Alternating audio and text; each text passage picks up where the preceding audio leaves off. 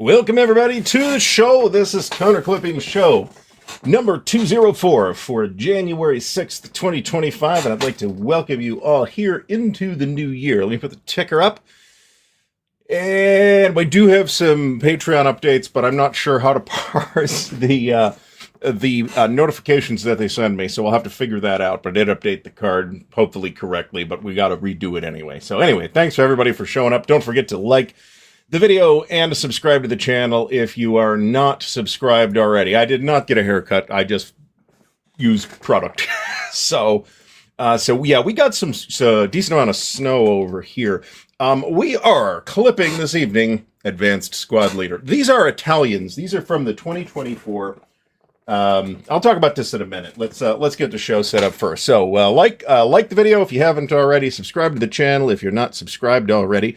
And there's a bunch of ways to support the show in the video description, including the Noble Knight affiliate link and the Patreon. We will have a campaign update tonight, so we have picked the next target.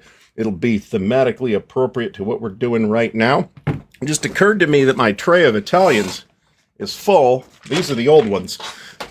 This is the new 2021 version of Hollow Legion. So these are the ones to use. The numbers are just a little bit bigger and definitely a little bit clearer.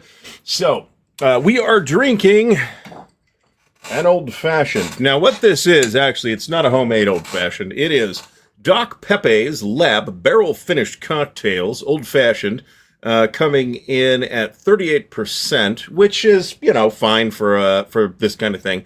And it's made with rye, which is what it's supposed to be made from. And it's, you know, it's not bad. So here we are with the orange and everything.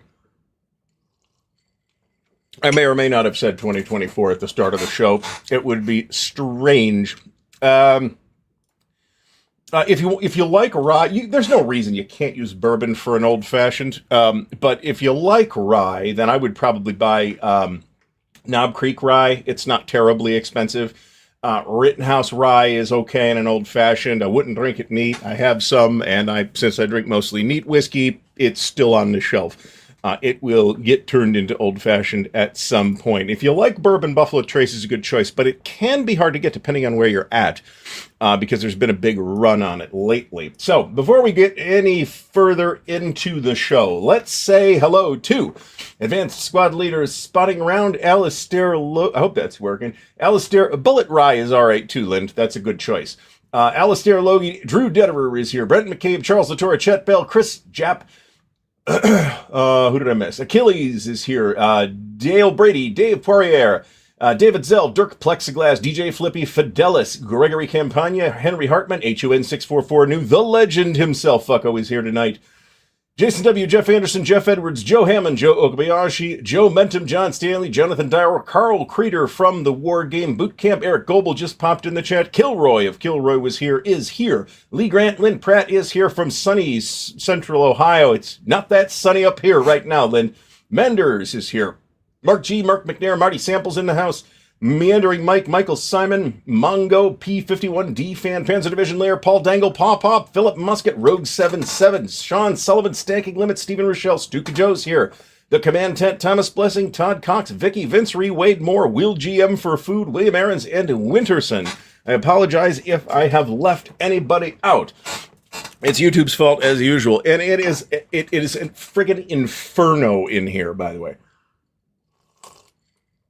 So, I like Bullet in general. I like the bourbon as well, but the rye's also pretty good. Again, I probably wouldn't drink it neat. I might drink it on the rocks.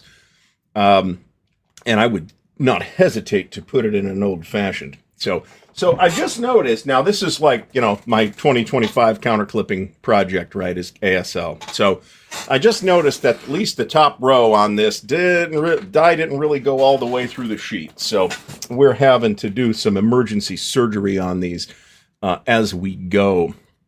So I don't know how many inches of snow we got, but it's at least a foot up here. It is pretty gross up here. It's not that gross. Gross is probably the wrong word. It's, you know, you don't want to particularly drive around in this. Let me put it that way. John Madison and Andrew Cook are here. Thanks for stopping by.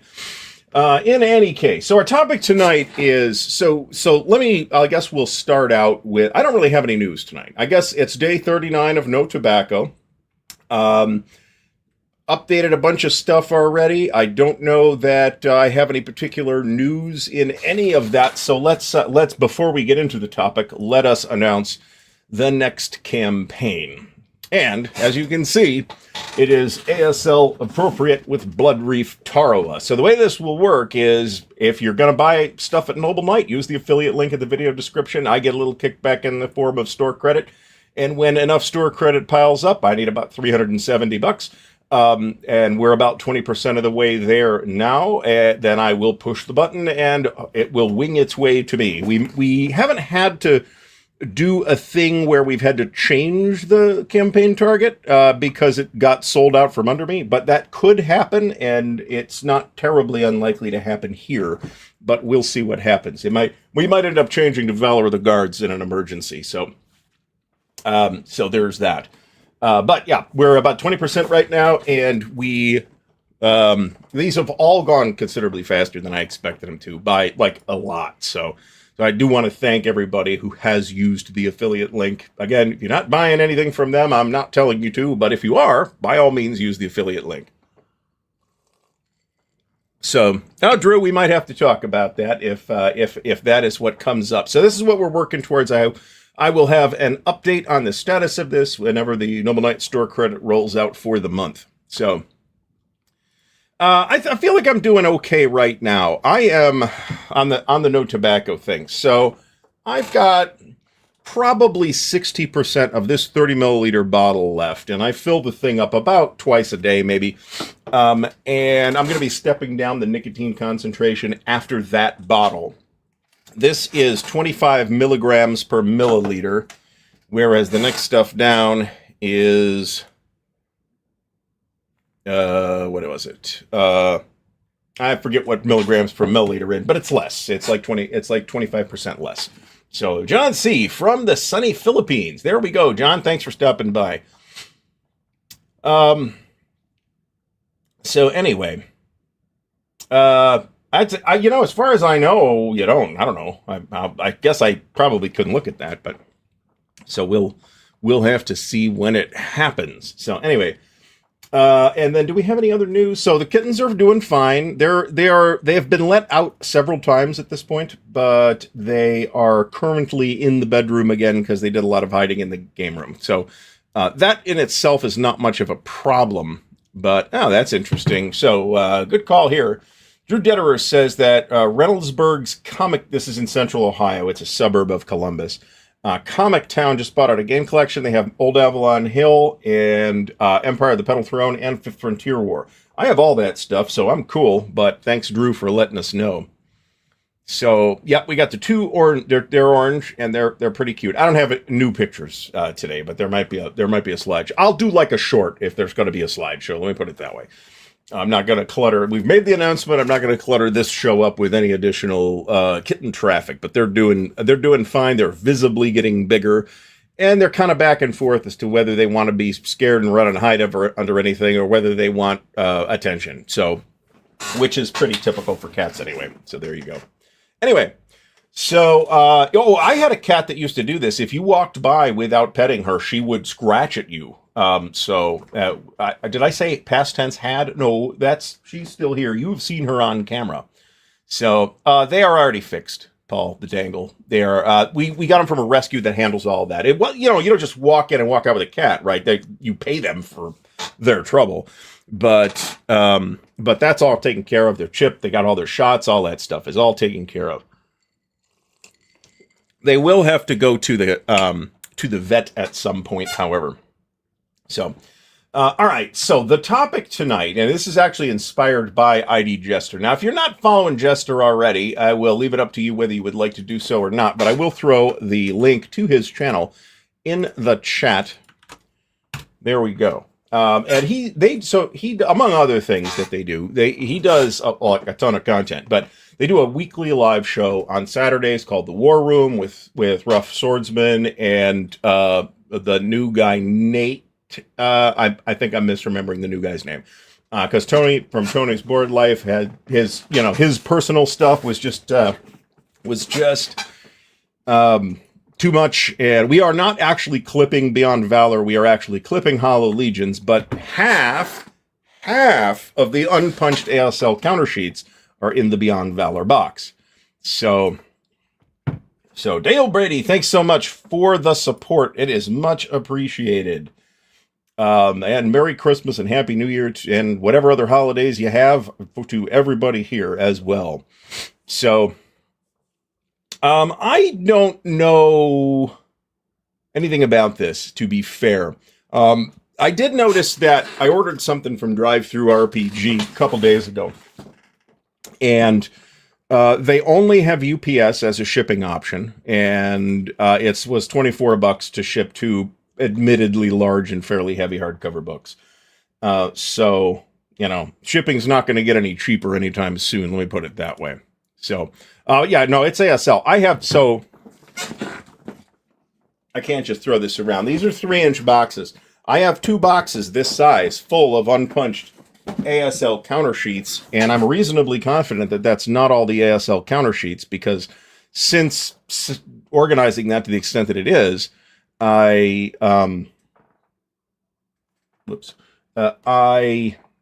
picked up a couple additional things like Twilight of the Reich. So, and I think I picked up one of the action packs as well.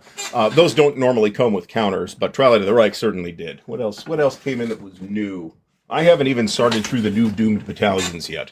So, I opened it up and looked at it, but that's pretty much it. So the goal for 2025, I'll be doing that for at least a month. Oh, no. I've done a lot of counter sheets, right? It's not like there's hardly any that are already punched and ready to go. The Germans, the Russians, and the non-Pacific Americans are punched, ready to go, organized, all that stuff. And the Axis Minor? I forget whether it's Axis or Allied Minor. It would be Axis Miners, because it came out of Armies of Oblivion. Those are done too. I don't know why those are done and the rest of the stuff's not, but that's where we're at. So, and I use these container store trays for ASL. These may or may not be a permanent solution, but they are the solution I've got right now, and I'm pretty sure I have enough of them to cover it. So, all right. So, I can't explain that. I don't know, but because I can get a better rate than that, I can tell you that. That's a good one, Marty. That's a good one. I do know people that like ATS. That's the Advanced Tobruk system from Critical Hit.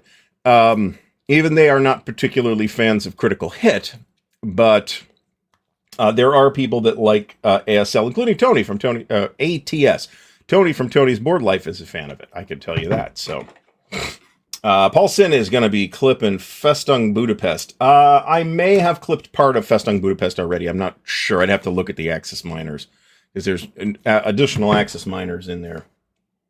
So, anyways, the idea behind the show tonight. So Jester annually does this like 10 Wargame challenge, right? Where you game at the beginning of the year or around the beginning of the year, 10 Wargames that you intend to play in whatever the year is. And then at the end of the year, you evaluate how you did. So we're kind of doing that here today, except that I have picked I've picked 10 kind of types of games and then made a selection within that type of game. And I picked 2 extra ones because 2 of them are not war games, and we're going to talk about that. So I did say I wanted to actually utilize this nice war room that I have so painstakingly assembled, and this is part of the plan for doing that.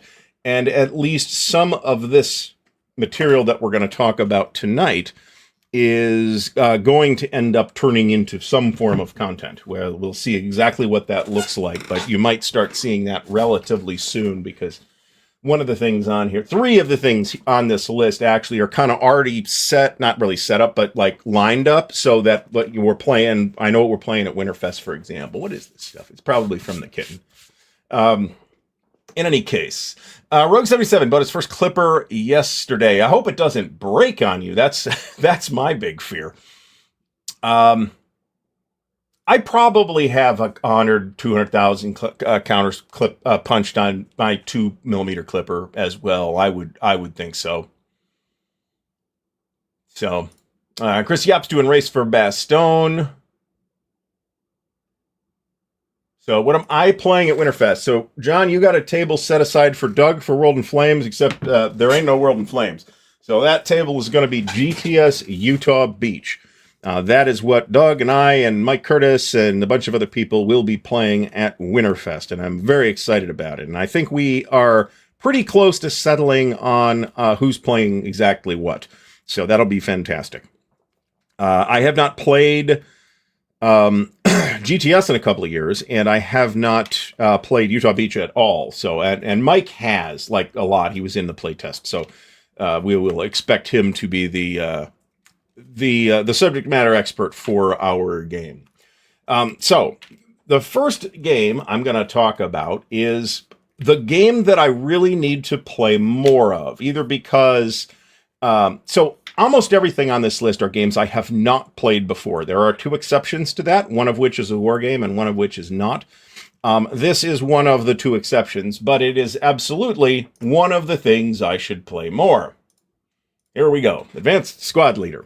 Now I'd like to play some more OCS this year. I didn't play as much OCS last year as I am accustomed to, and I'd like to fix that too. Some of that might happen at home. ASL will happen sooner or later. It's just a matter of time. There are ASL people in the immediate vicinity to play with who know what they're doing, and I don't have to be the rules guy. So I find this totally believable. Totally believable. Especially if you buy third-party ASL product, which I don't, just as a matter of budgeting. I don't. There are some quality third-party ASL products, but I stay away from them. I will be happy to play them with somebody who has them, but I am not buying them because I just don't want to spend the money. The existing stuff is expensive enough, right? So, well, more OCS than last year. I played one OCS game last year, so the bar's fairly low. If I play one OCS game and play, or at least get started on something and play a couple of scenarios of ASL, then I will be ahead of where I was last year, right? So, yeah, so I'll have something to say about this Perfidious Albion pretty soon, because I am currently investigating a new counter storage solution for Federation and Empire, which might also be usable with Starfleet battles as well. So we will see what that turns into. I'm kind of still monkeying with those trays. Ronald Nicholson from Heath, thanks for stopping by. I do not have Sword and Fire Manila. No, I actually had it pre-ordered, and I let me put that up. Oops. I guess we'll have to do it this way. I actually had it pre-ordered and backed off the pre-order before it shipped. It's large, quite large, in fact. It is certainly in terms of map footprint. I'm not sure about density, but it doesn't even matter that much for ASL. I mean, it is what it is. If that makes any sense, maybe it doesn't, maybe it doesn't. I started with the Fed, so with the Federation is actually what I'm going through right now, and there's a lot, right? So it's, it was important to start with the big one. The Federation has more kinds of ships than anybody else, at least of the stuff I have. So we'll see. We'll do a video on these particular 3D printed trays. I didn't print them. I bought them from somebody else because they are too large for me to print on my 3D printer, which isn't working anyway, which was supposed to get looked at this weekend, but that didn't happen either. So you got to have the orange peel in the old fashioned, or it doesn't taste right. So anyway. Very nice. Very nice. OCS Case Blue. I mean, it's very playable. I mean, it's big. You got to have the space for it, but it's, it's OCS. It's highly, and it's reasonably complicated, but it's totally doable, assuming you have the space. I'm thinking about this, but I would need a more expensive model, because the point would be to get about a 12 by 12 inch, print plate. And those are a little more expensive. The bargain basement, like $200 ones, are not. They're just the build area is just not big enough. All right, so Marty says that the playtesting with the critical hit stuff is pretty well regarded as non-existent, which is in line with my experience. Admittedly, it's been a long time for me. Plus, they make you buy extraneous sheets of useless counters. I don't know anything about that because I've never bought a critical hit product myself. Desperation Morale, which has been updated, by the way. I was looking at it the other day. So Desperation Morale is run by Mark Pitcavage, I think, and it is a very good ASL resource site that will tell you like what all the products are and what's in them and all that, what the different printings of like Beyond Valor and all that stuff. This is also true. Almost all gamers' games do have plenty of smaller scenarios. You don't necessarily have to play the whole thing. And in a Case Blue specifically, you can just play Enemy at the Gates or play the Case Blue side, and you save substantially on table space by doing that. So DAC 2 is not one that I have played, actually. I look forward to doing it at some point. All right, so yeah, I guess they're redoing the product line for Advanced Tobruk system as well, but I don't really know where that initiative is at, so I don't know what we can do. David Langley is also in Heath, so cool. That's, locals. There you go. Get some games going. Anyway, so moving on from the game I really should play more of, which is ASL, and on to an all-time favorite game. This is an SPI. There's a lot of overlap between these categories, folks. This is an all-time SPI science fiction wargame classic, Outreach. I have it in the flat. This is a marvelous and incredibly ambitious space empire building type of game. It's probably fair to call it a 4X game, although I am quite certain that term was not in use when this thing came out in like 1977 or something like that, 76 perhaps. I cannot see the date on this image, but it's a terrific game. And when since reacquiring it, I have been meaning to get to it. And it doesn't take a million years to play, right? This is a one-map game. It's not going to have a billion counters on it. It's probably an 8-hour game total, but I could play that in a couple of days. It might end up getting solitaired here in the game room. We will see. Although I think it's a terrific game. That is pretty unique too. Nobody else really ever did a game quite like this that I saw. I'm not saying there wasn't, but I didn't see one. The Joe Miranda Solitaire Struggle for the Galactic Empire is an explicit solitaire game, and it's pretty good too, and that almost made the list, but when all-time favorite was what sold this for me, and like I said, I've been planning to get to it. So, all right, so nice. Vince Ree picked up a Mint Outreach flat tray for way too... it's not very hard to find in the flat. If you want it in the box, it is more expensive. So Michael Schmau says it's a great game. I certainly agree. Chad Kennedy says there's tons of scenarios in DAC 2. Again, that's true of most gamers' titles. Colin Flanagan, welcome back to the show, says the sci-fi game he wants to play this year would be one of the Dune War games, either the original or Dune War for Arrakis. So I have played the original from Avalon Hill, and it is a fantastic game. It is a multiplayer game, and I wouldn't play it with less than an absolute bare bottom 4 people. You really probably want 6. And the game is pretty much identical, as far as I could tell, between the Gale Force 9 version and the Avalon Hill version. Dune War for Arrakis looks like a reskinned War of the Ring. I'm told, or at least it's in that same general space. That sounds fun to me. I have not played it, and I have no immediate plans to pick it up, but there is a bit of an item on this list that will be sort of adjacent to this as well. Perfidious Albion loves 5th Frontier War. Absolutely. Not Terrans, it's Imperials against Jordani, though. Chris Yap picked up the tri-pack of Outreach, Star Soldier, and Star Force. I'd kind of like to have the Star Force trilogy again, but I also already have, I have reacquired Outreach and Star Force, and I wasn't as big a fan of Star Soldier. So if I see it for a price I feel like paying, cool, but I'm otherwise not counting on it. Mike Reed says that Dune War for Arrakis is great for 2 players. Any player War of the Ring would love it. It's often compared to that from what I've seen. But I hear it's really good, so... Oh, nice. Will GM for Food says sci-fi games for 2025 are... there is actually a sci-fi or fantasy war game on here, too, on this list. So, Battle Suit from Steve Jackson Games and Starfleet Battles. I mean, I'm always... well, I'm not always, but I like Starfleet Battles as well. I reliably play it a couple of times a year. It's really not any more often than that, unfortunately.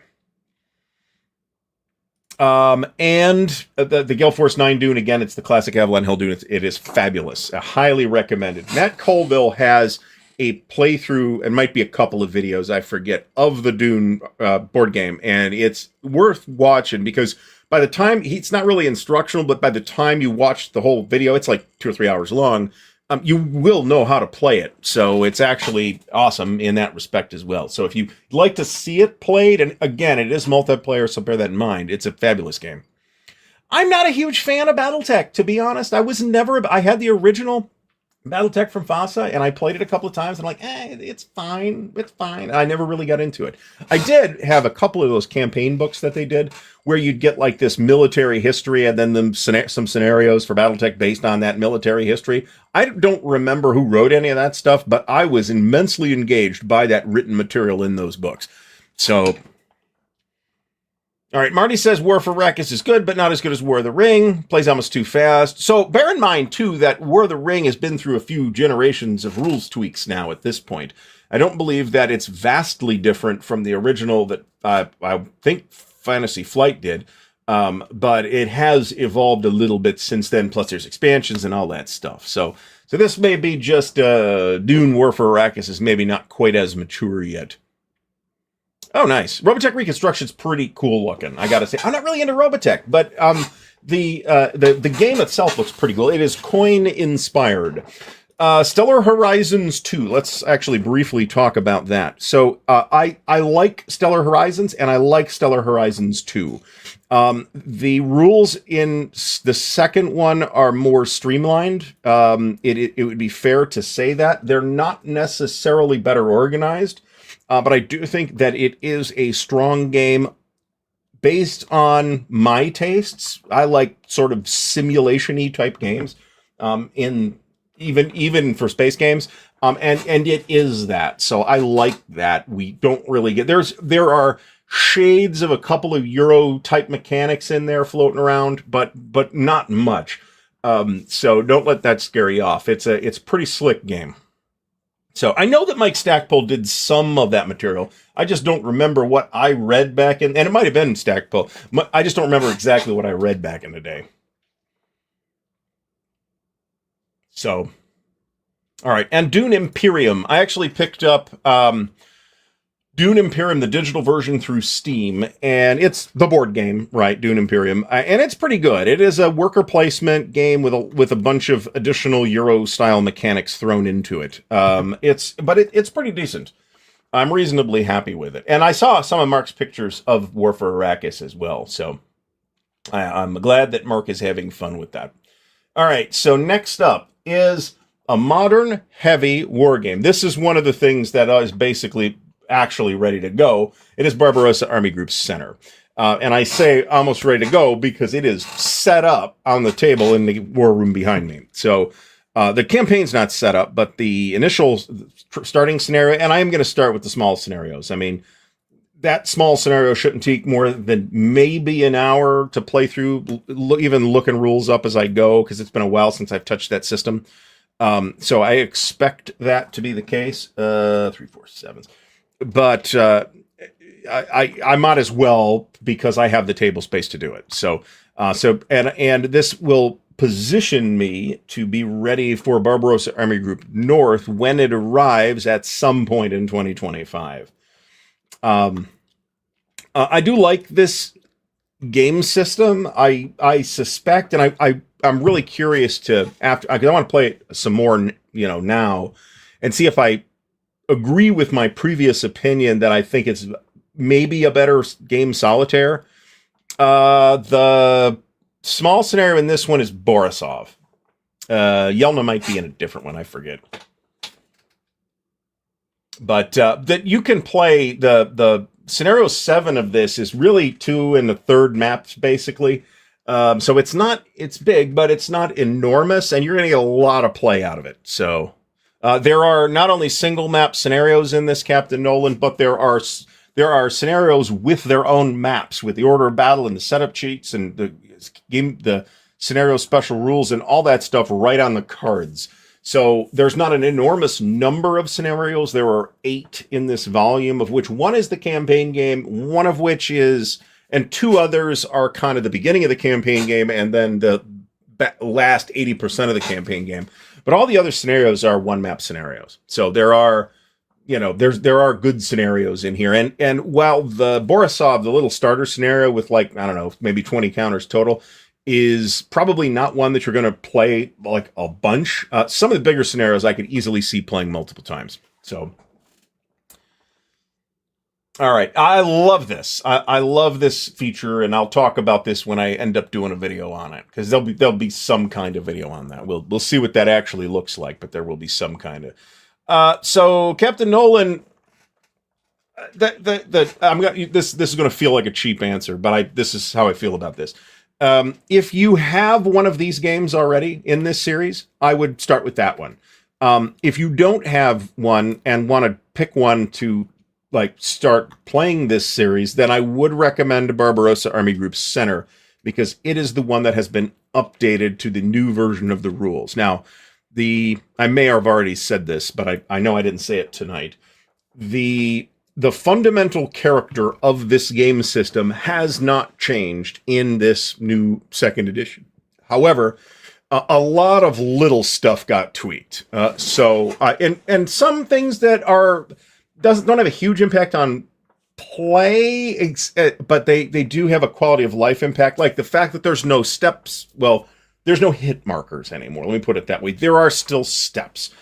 Units can have up to 4 steps, but in this case, there's an off-map card that you can track the lower level units on, and you might once have to remove a unit from the map and replace it with its lower strength equivalent.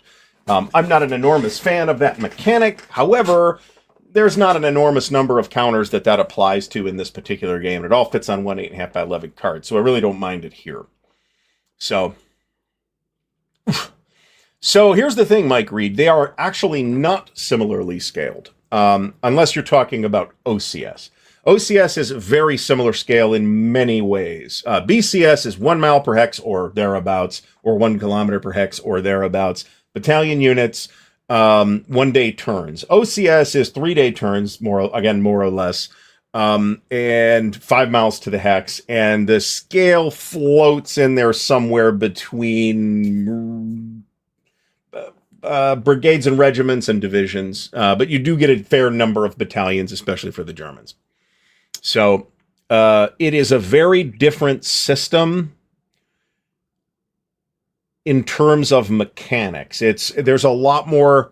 I'm not really high on the term design for effect at this point, but there's more of that in Dean's designs in general than there are in these things. We talked about this it might have been I think it was last week. So officially, Army Group North is on track for a Q1 2025 release. So I am giving GMT ample slack on this, and I'm saying that I expect to see it by the middle of the year. So if they slip a month or two, cool, I will be ready for it to go for Army Group North. Army Group South is the next game in the pipeline, and frankly, I wouldn't expect to see that until at least 2027. That's a guess, but that's my gut feeling on it. You may be able to get an update on Army Group South from the Consim World Group, but I didn't see it mentioned last time I stuck my face in there, which was recently. So, all right. Michael Simon says that Army Group Center is a great overall intro into the system. It teaches the German player operational tempo and the Soviets how to defend without necessarily counterattacking. They should be counterattacking, though. I mean, they just have to be, not dumb about it. Although there's a Stalin requires you to make mandatory attacks type of rule too, and there are mandatory attacks in this game. And that's the one mechanic that I feel like I have to refresh myself on before I proceed with what I'm about to do. So Mike Reed meant OCS. That makes a lot more sense. The feel is pretty different. Even though notionally the unit scale is approximately the same between OCS and the East Front system, in practice, you end up with a lot less counters on the map with this system because a lot of the units are consolidated because they behave together in the historical situation. So, all right. So Roger Hemseth says East Front system is fun. Does not strain history with designer signature mechanics. Well, I don't know about that because, well, I mean, it doesn't, I don't think it strains history particularly. There's some really interesting things with asymmetry in this game.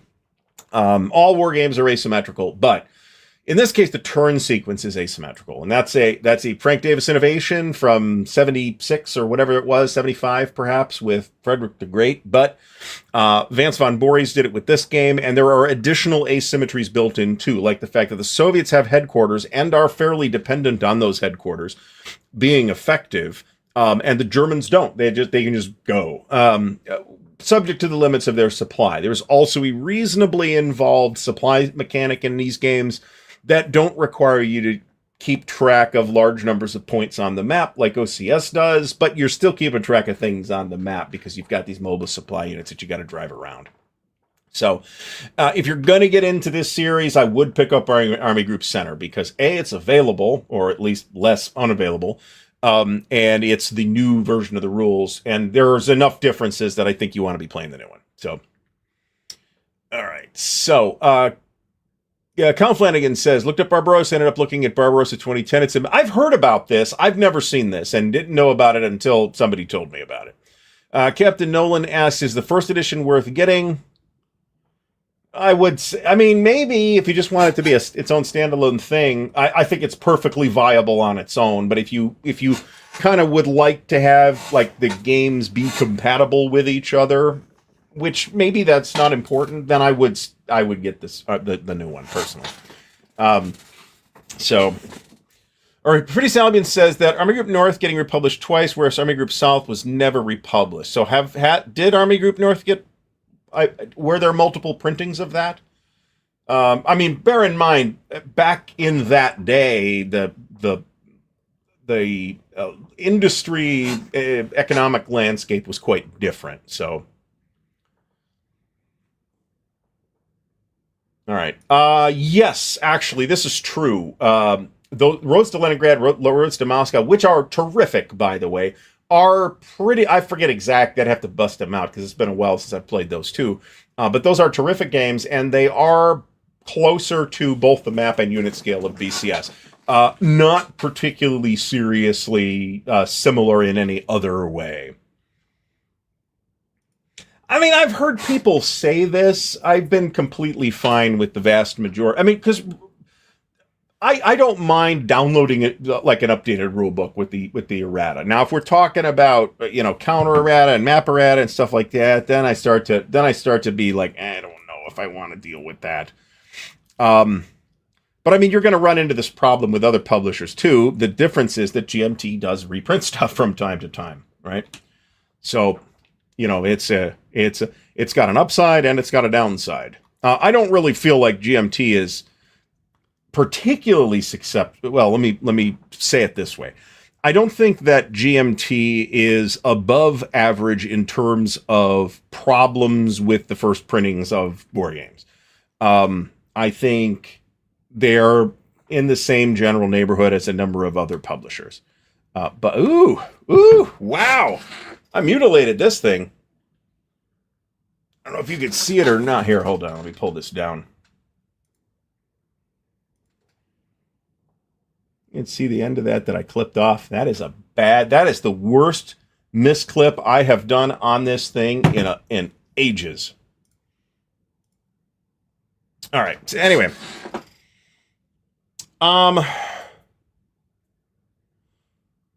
All right, so Perfidious Albion says he hopes Vance continues with the Road series. I personally agree. I think they are terrific, and I will be delighted to buy whatever Vance would like to do for that series, but I have no information that it will be continued. Mike Reed mentions the counter map changes. That's pretty annoying, but it's also... not every single game, right? The big one that this happened with was Imperial Struggle. There were some map errata and a bunch of other errata, and they did it. And MS President had some problems too. So there are examples of this, but I think what it boils down to is the same thing that it always boils down to, which is we, the consumers, need to do our research and hear what people think. And that's it's easy to not do that, because if you don't do that, you can get in on the pre-order. So it's a decision that we wargamers have to make. And this was 15 years ago, though. I mean, it's not like that's something that got released in the last 18 months. So I'm totally legitimate, right? The One by the Sword had some problems, but Roger Hemsath says, we'll be lucky if AFS continues beyond the reprint of Army Group North. I hope this isn't true. That said, I'm not really counting on additional volumes in the series appearing. So I have all the old ones. I can probably, if I really want to, I could probably make them work with the new rules by making some custom counters, I suppose. But,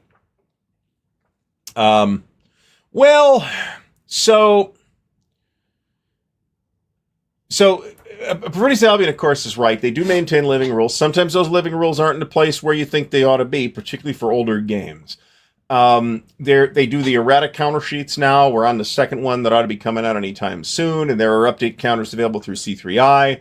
GMT is not the publisher of C3I. I don't know if that has always been the case, but it's Roger McGowan's magazine, pretty much, and Roger is the publisher. So it's affiliated with GMT for reasons that ought to be obvious, because Roger is, but it's not published by GMT. And in recent years, and then we get about an issue a year, in recent issues, we have seen more coverage of non-GMT stuff. So anyway.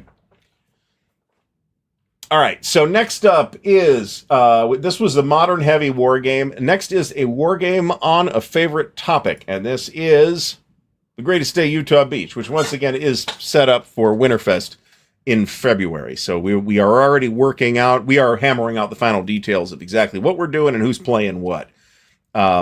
Literally in email over the last few days. So looking forward to this. GTS is a tremendous amount of fun to play. But we also, I have not yet played this beach yet. So let me put it that way. All right. So, Carl from the Wargame Bootcamp says that, Legion did Invasion Malta, which is a Vance Von Boris game. I've heard good things about that. And I believe it is somewhat similar to Vance's Invasion Sicily, which I still have and like a lot. We did actually mention the sexy anime Barbarossa game already, believe it or not. Crisis Sinai 1973 that's a 30-year-old game, though. That's a thing.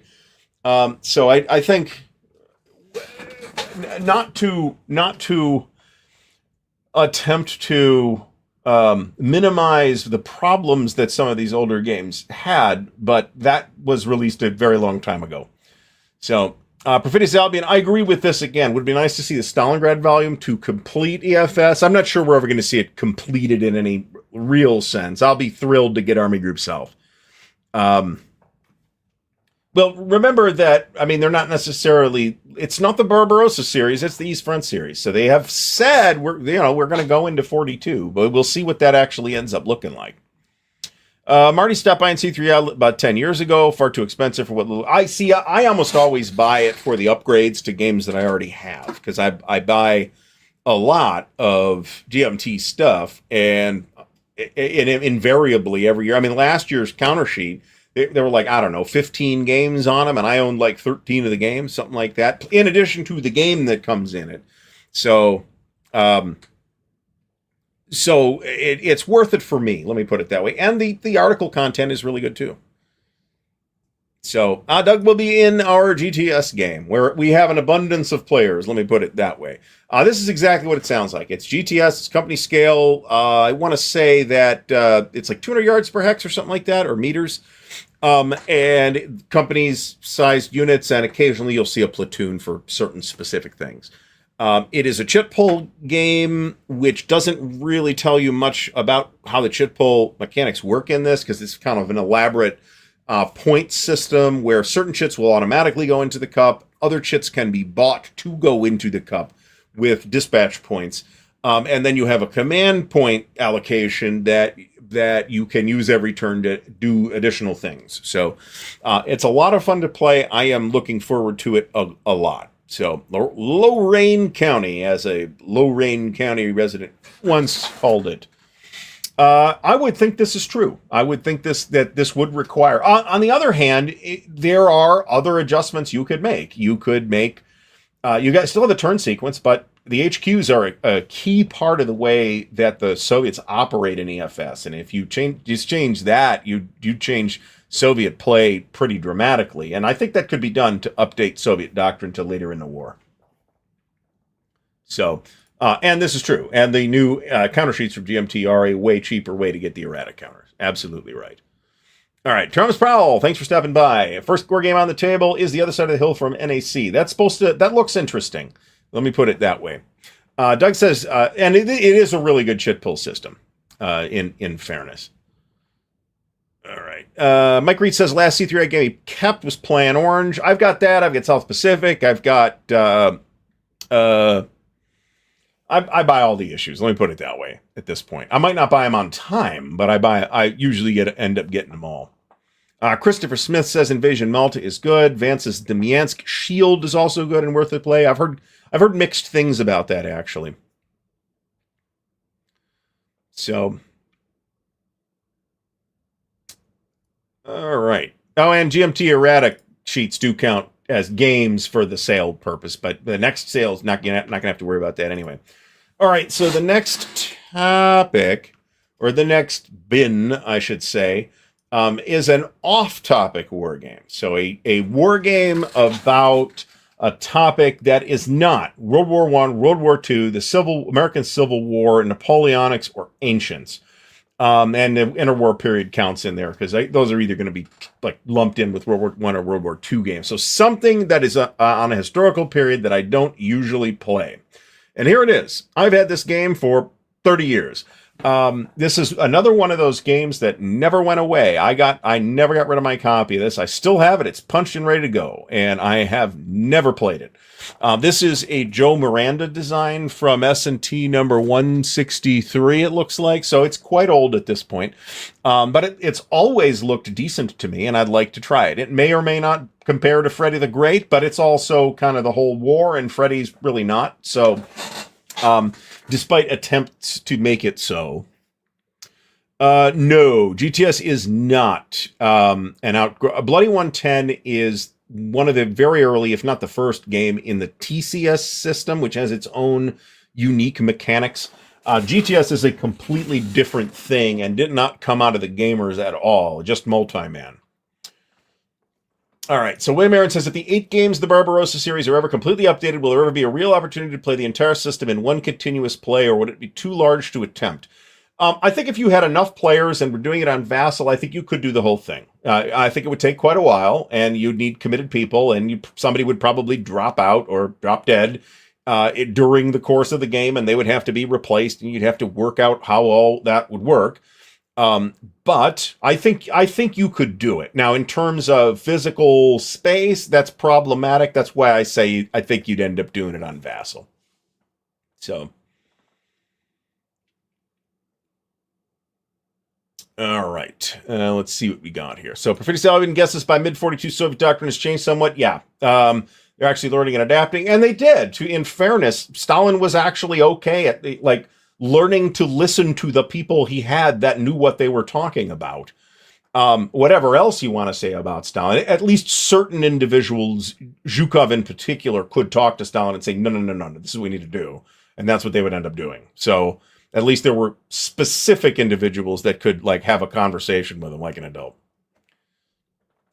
So I'm not positive that the sequence of play does need to change. If you've played this, you'll know that there's a movement and a mech movement that the Germans could just use, and it happens in that order. Okay, it's movement. I want to say it's movement, combat, mech movement. I think for the Germans.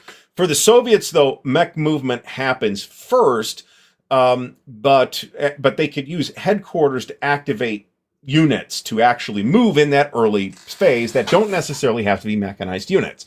So there's, I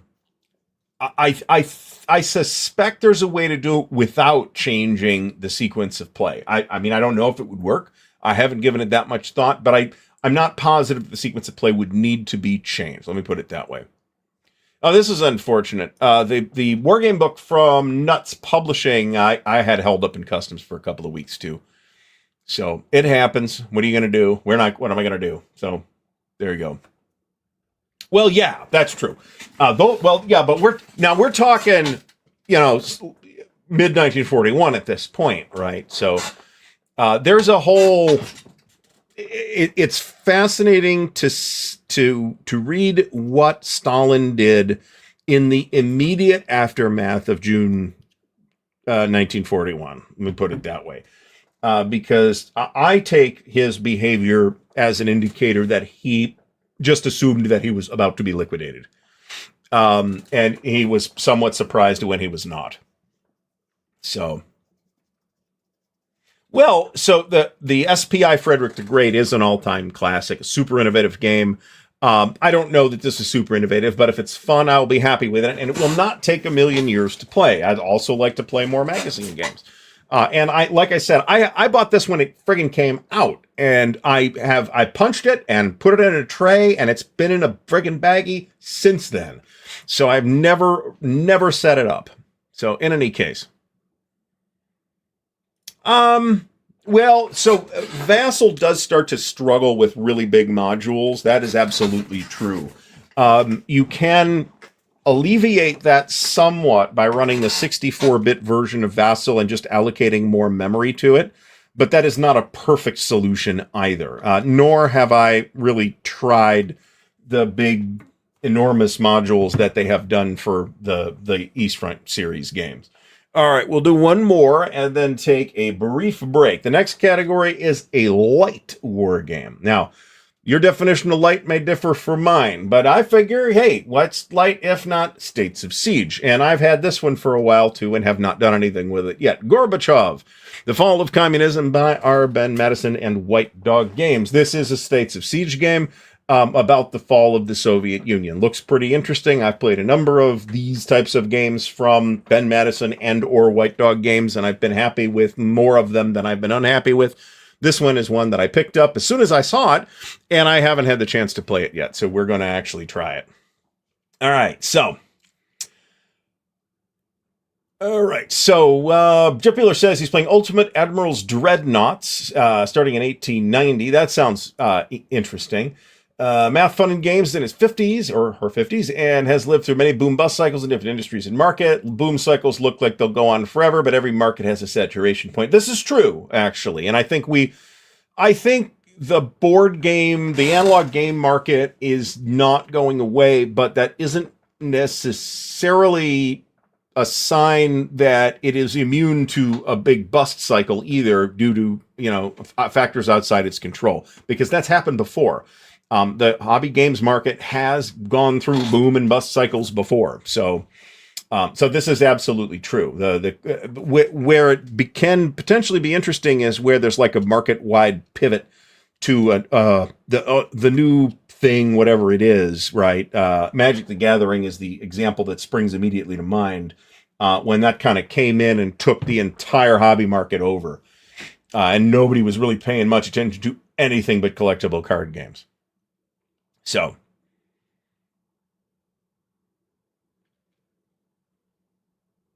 all right. So, Perfidious Albion says, it's funny how a lot of large-scale East Front war games don't really account for these evolving doctrine and logistics aspects of the Soviets and certainly the declining Wehrmacht.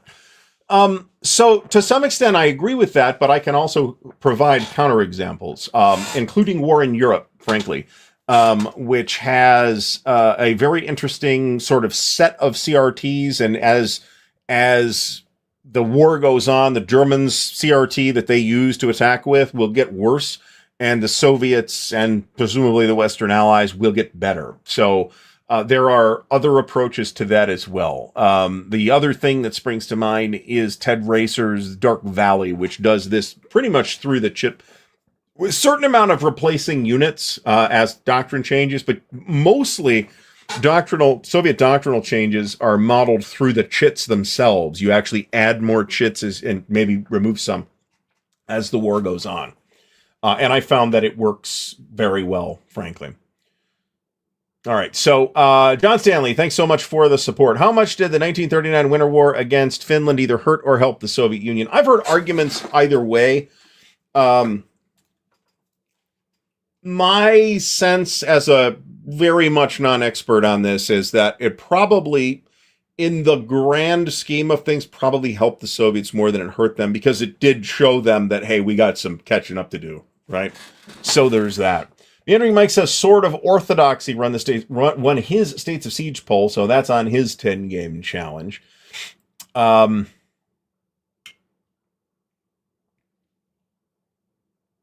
right, and then Math Funny Games and the coverage, if the industry on YouTube reflects this, all this talk of buy, but comparatively little. Hey, I buy too much. I'm trying to cool it to some extent, right?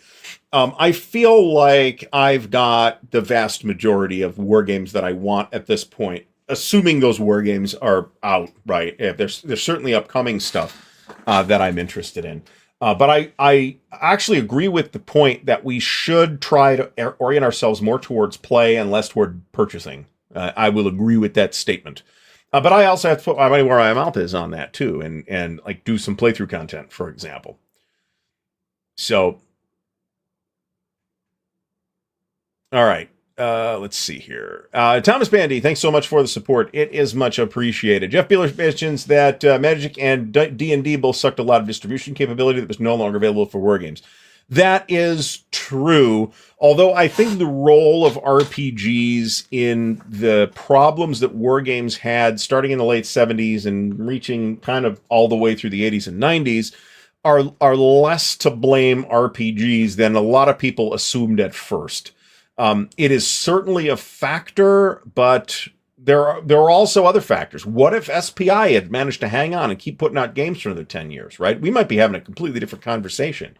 And all that might have taken was add $2 to the price of every game that they produce. So, all right, I am going to catch up to the chat. I am not super duper behind, and we are going to hear from the official sponsor of the Counter Clipping Show, our good friends at Noble Knight Games. So take it away, Noble Knight. We'll be right back. Here at Noble Knight Games, we've been carefully growing the world's largest selection of board games, role-playing games and dice, war games, miniatures and paints, card games, and more. Going on 25 years now. Our rustic castle contains more game and hobby goodness than you can shake a stick at. Complete with careful packaging and the finest customer service the land can provide. You can buy, sell, trade from anywhere in the world, just like nature intended. Noble Knight Games. All right, thanks to Noble Knight. Our next category is, and remember the affiliate link and the Patreon and all that stuff is all in the video description. The next category is a 2025 release. Now, I am guessing here in picking this game that it will in fact come out in 2025, but we have our finger over here on the pulse of the GMT newsletter, so I'm pretty sure it will. This is a game I've been waiting about 20 years for, Thunderbolt, from Richard Berg, along with the assistance of Mark Herman and Alan Ray. This is the third, and what I will assume will be the final game in the Berg Ancient World series, which is a terrific operational Ancients series. This is the second Punic War. This is the one that we were all waiting for, literally since the first one was announced. So it is going to be an absolute delight to get this to a table. And I will be planning to do that basically immediately when it arrives. Well, we'll see. You know, you got to have table space and all that. But there's all that. But this will be my 2025 release of 2025. And I am, in fact, correct in that of the 12 games on this list, remember there's 2 non-war games too, that I'll do at the end. Of the 12 games on this list, they're all older games. This is the only thing that's brand new. So yeah, absolutely. Bring it. I like I said, I've been waiting for this for 20 years. So since Carthage came out, I'm like, wait a minute, this is not the Carthage we wanted. This is the other Carthage, the war versus Carthage, the First Punic War. The First Punic War is actually underrated and underrepresented as a topic, in my opinion. However, the second one is the one that everybody wants. So, all right. And I do like the cover, too. It looks very different from the other cover. Now, remember that if you get the deluxe edition of this, you're getting the 2 previous games as well.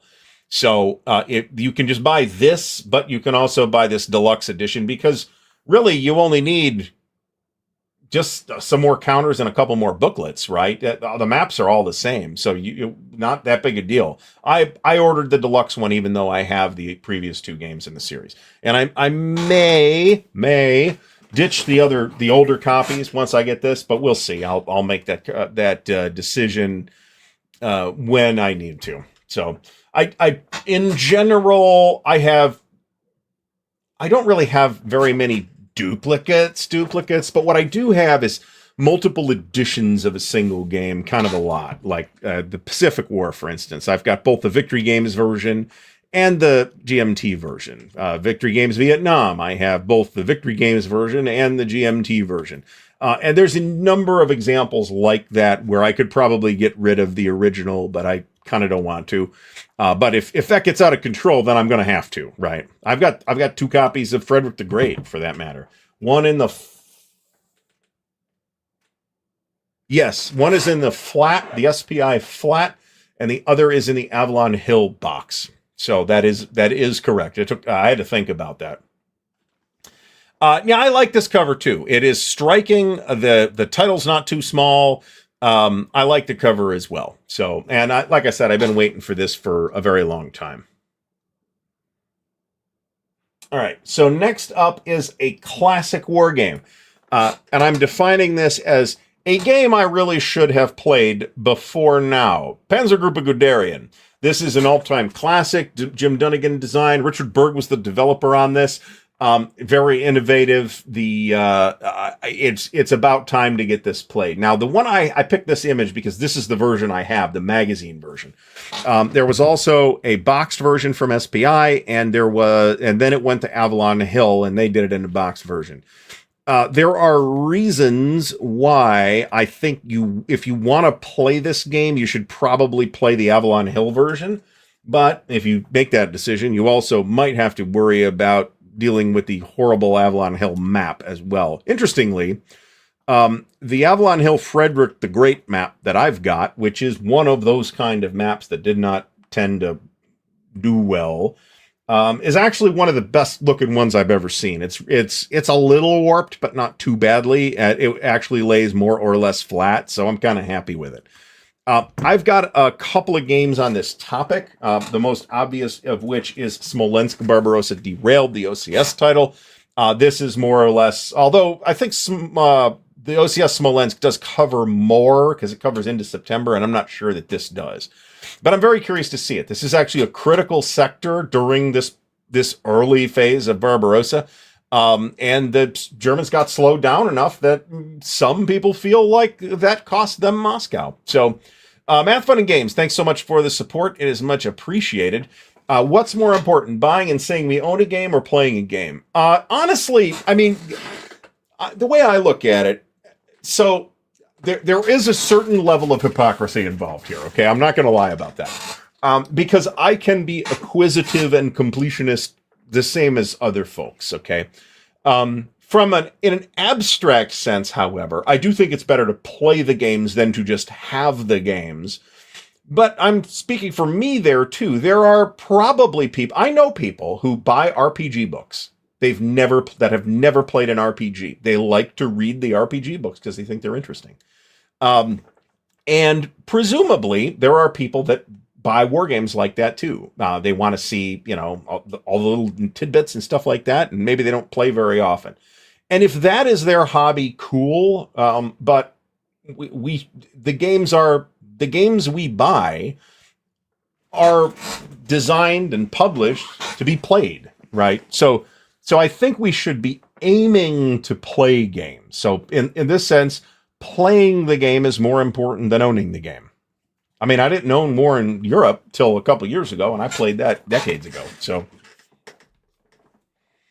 So this is true too. Now there are also people who do kind of the wheel and deal collecting thing and stuff like that. And if that is their way of like expressing themselves in the hobby, cool. And you know, I get bitten a little bit by that too.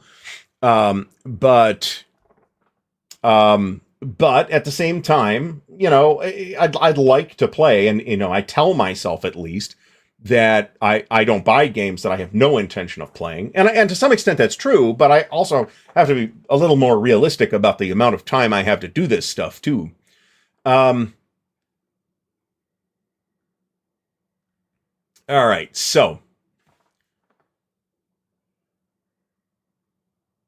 All right, so Marty Sample says that L2 had I assume we're talking about Panzer Group Guderian here, had a much anticipated new edition planned, and they showed off the art, and then it mysteriously disappeared. I'm not really 100% sure what the details on many of the things with L2 are. I've met Art Lupinacci, and Art's a good guy. That's, you know, and I've talked to Dana. We had Dana Lombardi on the show too, and Dana's a good guy. So I don't know what went on there. If it was a license issue, there's a number of potential explanations that I'm not privy to. So, all right. Thomas Prowl says they're renewing their Panzer Group Guderian System Love up in Seattle. They're going to start playing Drive on Stalingrad next week. Excellent. We were talking about that yesterday, actually. All right. Mike Reed says it's worth playing once. After that, if you want a similar scale, try Autumn for Barbarossa. That's very believable, actually. At the same time, though, I don't necessarily want to play Panzer Group Guderian because I believe it will be my favorite game on this topic. I already have a favorite game on this topic, and it is actually not Autumn for Barbarossa. It's its bigger OCS brother. But at the same time, I'm pretty oh yeah, we fucked these up. We'll fix it. It'll be fine. Anyway, this is a super duper important game, and that's actually more why I want to play this. Also, it's a magazine game. It's pretty small. It won't take that long to play, so I'd be able to knock this out during the year, like I did Frederick the Great last year, for example, which never turned into a video, even though I filmed some footage for it, but I never actually got the video done. We're going to try and avoid doing that as much in 2025 as well. All right, next up, let me check, catch up on the chat here.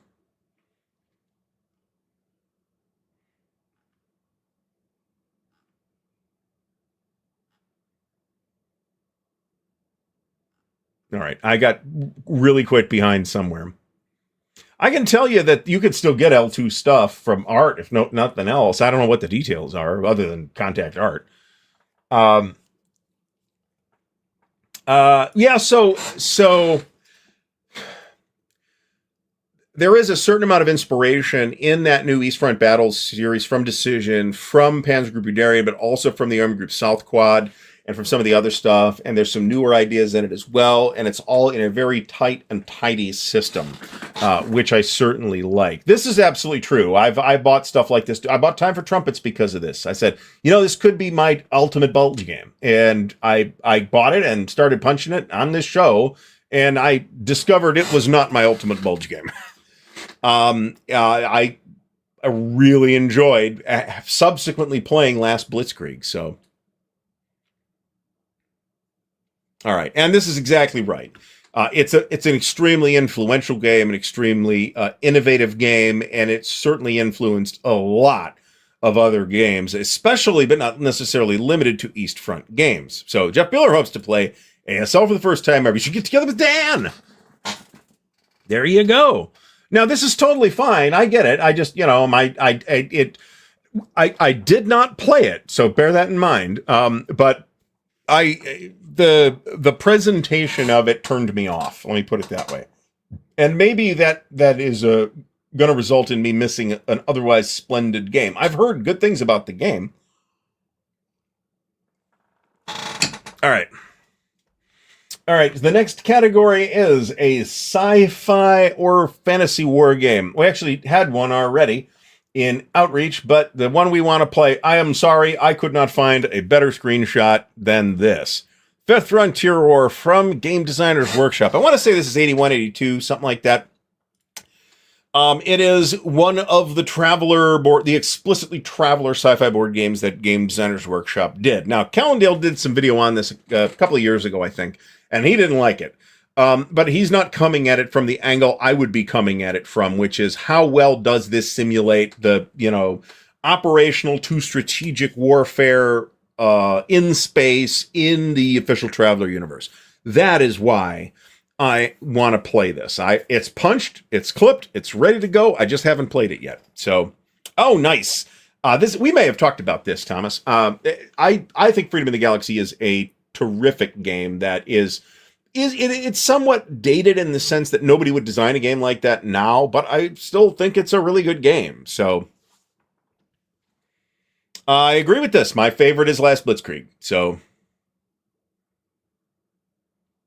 what portion, Perfidious Albion wonders what portion of the Imperium map does Fifth Frontier War cover? Is there an easy way for me to show you that? There isn't, but, well, hold on a second. I'll have to pull the slideshow down. Because I can show you this.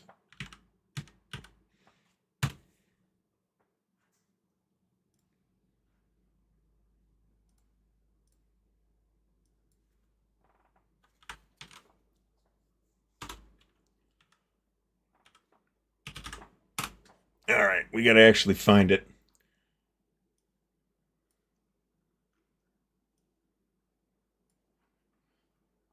All right, so what you are getting in Fifth Frontier War from a map area standpoint is pretty much this area. So this kind of interface zone between the Jodani Consulate and the Third Imperium over here on the right.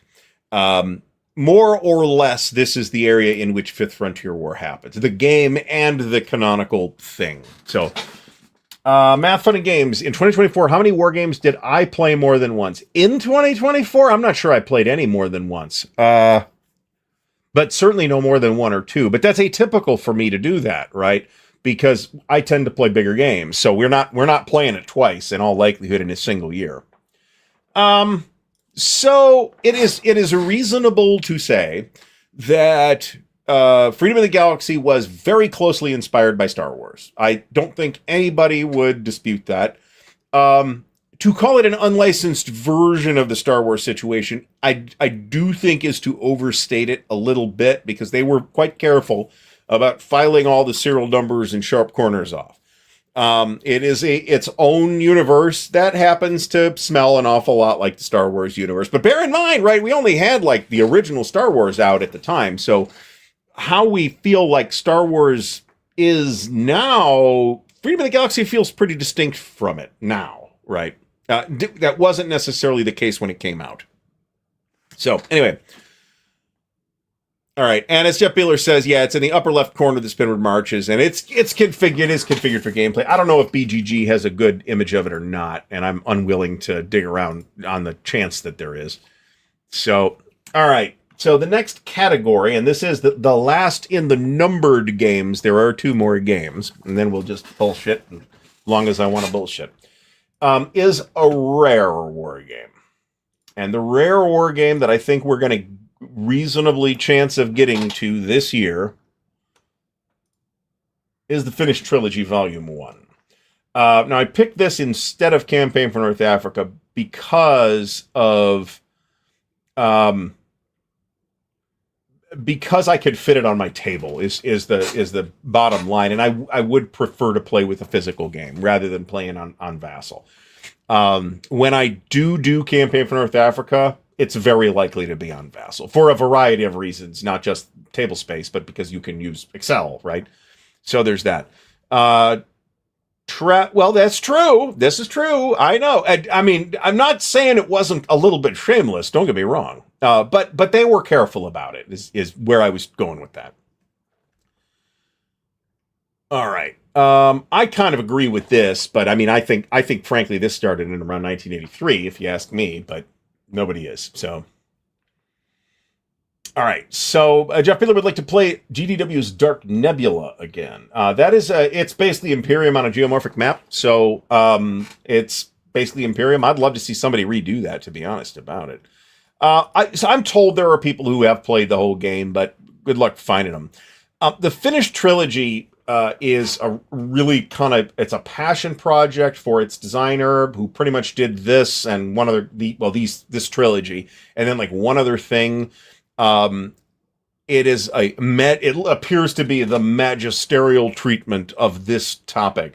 You've got the Winter War, 1939 to 1940. Then you've got the continuation war that is happening when the the Soviets are fighting the Germans, and then you've got the Lapland War where the Finns are actually fighting the Germans up in the northern areas. And they're all kind of standalone. They don't kind of really. I believe the third game in the series has some add-ons for the other two, but it also has the Lapland situation as its own thing. So each of these games can be treated as independent standalone games, and I certainly intend to do it that way.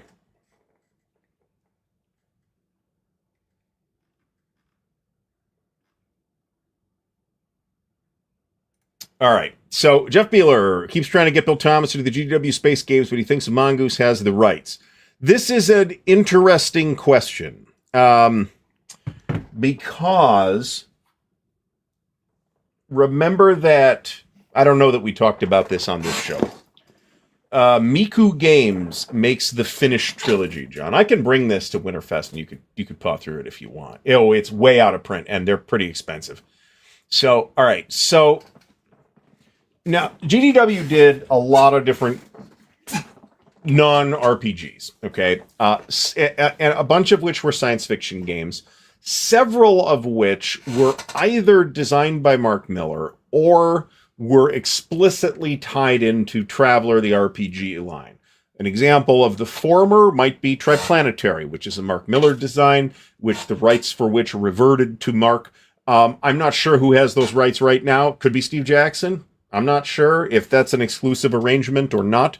That would probably be a question for Mark. So to some extent, it may well be that Bill is correct about this. But it also might depend on which specific game we're talking about. So I am quite certain that, well, I don't even have to freaking guess, do I? Hold on a second. But I do have to find it. All right, so back in I'm going to pull the image down for a minute here so that I can show stuff off. All right, so back in the day, Mark Miller basically uses Far Future Enterprises as a sort of holding house for the rights to Traveller and Traveller stuff. They did some reprint volumes in these landscape format books. So it is, off the top of my head, it would seem logical to me that the 6 games that appear in this reprint volume, published by Mark, are the games that Mark has the rights to. Triplanetary is not in here, however, and I know Mark had, or at least had, the rights to that. What's in here are Imperium, Mayday, and Snapshot. Mayday is like a board game version of Traveller Starship Combat, and Snapshot is a board game version of Traveller Personal Combat. Ajanti High Lightning, which is another take on a board game version of Traveller Personal Combat, except that it's in this enormous, like, 50-deck starship. Fifth Frontier War, Invasion Earth, Dark Nebula, and Striker. That's what's here. Now, Striker is interesting because I thought that was a Frank Chadwick design. But it might have been Frank, or it might have gone with Traveller anyway. Honestly, I don't know. I'm looking at the legal stuff in the front here. The Traveller game system was designed and developed by Mark Miller. Contributions by others to components within the system are credited in the individual books. Copyright 2001 by Far Future Enterprises. The materials in this book were originally published by Game Designers Workshop, and Far Future Enterprises is the successor copyright holder for the materials in this book. So this can potentially be super complicated. But Mongoose acquired those rights from Mark, so it's possible that Mongoose has them now. That is plausible. I would love to see As much as I love Belter, I think Belter needs a modernization to redo it. On the other hand, I think Imperium stands very strong today, and I would be delighted to see a new version of Imperium. So, and I think a new version of Imperium might do pretty well as well. So, in any case, Craig Alexander says that Frank did Striker and Snapshot, and Captain Nolan had Imperium out last month. Let me pull this back up. All right. And I've been told that Belter is in the works. So I thought that was Mark, but maybe I'm wrong. It's not in that book. So it could have been any of the other principals at GDW. Well, hold on.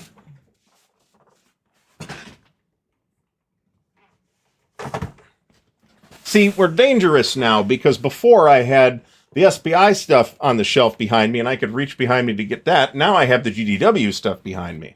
So here's Belter. Usually they're in the back or somewhere. I bet the credits for this are on one of the player aids, actually. That was something that I saw GDW do a number of times. There's not a lot of player aids, but there is a couple. There are a couple.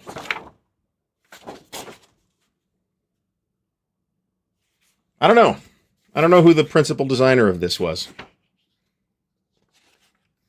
It could easily have been Frank Chadwick or somebody else at GDW, though.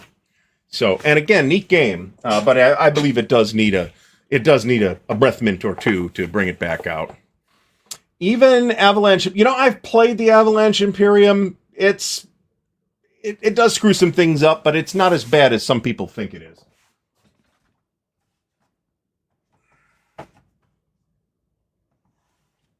I don't know if you guys can see. You cannot. Right on the shelf, right above this, are the GDW flats. So, Delta. Yes, exactly. Okay. Well, yeah, but BGG can sometimes list a developer as a co-designer because they don't list developers. So I would have to. Again, if whoever, I don't care who it is. If it's Compass, cool. If it's Mongoose, cool. I'd love to see some of these games come back out. All right, so there are 2 additional games, and I've heard Bill mention this as well. So, yeah, that's why I think that it is, in fact, going to happen. But did that get complicated? Because sometimes that happens. All right, there are 2 games on the list that are not war games. All right, they were originally on the list, and I said, I'm going to have time to talk about 12 games instead of 10. So, the first of which is a tabletop RPG. Big shot here. I know everybody is stunned that I would like to run Traveler again. And this is fortunately another one that is kind of already semi-arranged. I'm going to run a one-shot of Classic Traveler at Buckeye Game Fest. So on May 1st for May Day. Double Star is also not explicitly Traveler. Along with Blood Tree, Rebellion, Belter, and Triplanetary, they all kind of fit pretty well with Traveler, but they're not explicitly Traveler. The only flat games that GDW did that are explicitly Traveler games were Fifth Frontier War and Ashanti High Lightning. Now am I wrong about that? I don't think I am. Well, and Imperium, but they did multiple versions of Imperiums, at least one of which was in the flat box and one of which was in a bookcase box. I've got both of them. So I consider, for the purposes of this conversation, I would consider them to be equivalent.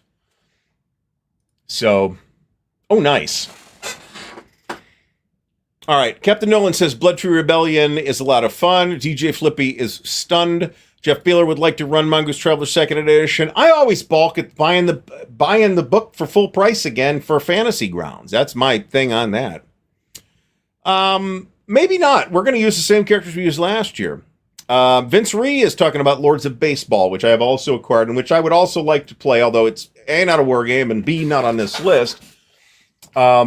But I am very much looking forward to trying Lords of Baseball. It actually looks pretty neat. It's just not on this particular list. And the other game that I want to play in 2025 is the non-war game. Maybe we call it a heavy Euro. I think that's pretty appropriate. And that is Hegemony from Hegemonic Games or Hegemonic Project Games or whatever it is. I've got this. It looks pretty cool. It's kind of an economic simulator, but based on, you're not like buying stocks and bonds and stuff. You're actually, well, I don't know if I could explain it without the context. Anyway, it looks cool. I haven't played it yet, and I am very much looking forward to playing it. So, the publisher and possibly the designers as well have a follow-up project called, I think it's called New World Order or Global Crisis or something like that, that was recently kickstarted as well. And I did back that. It looked interesting enough for me to back. So, all right. So let's see.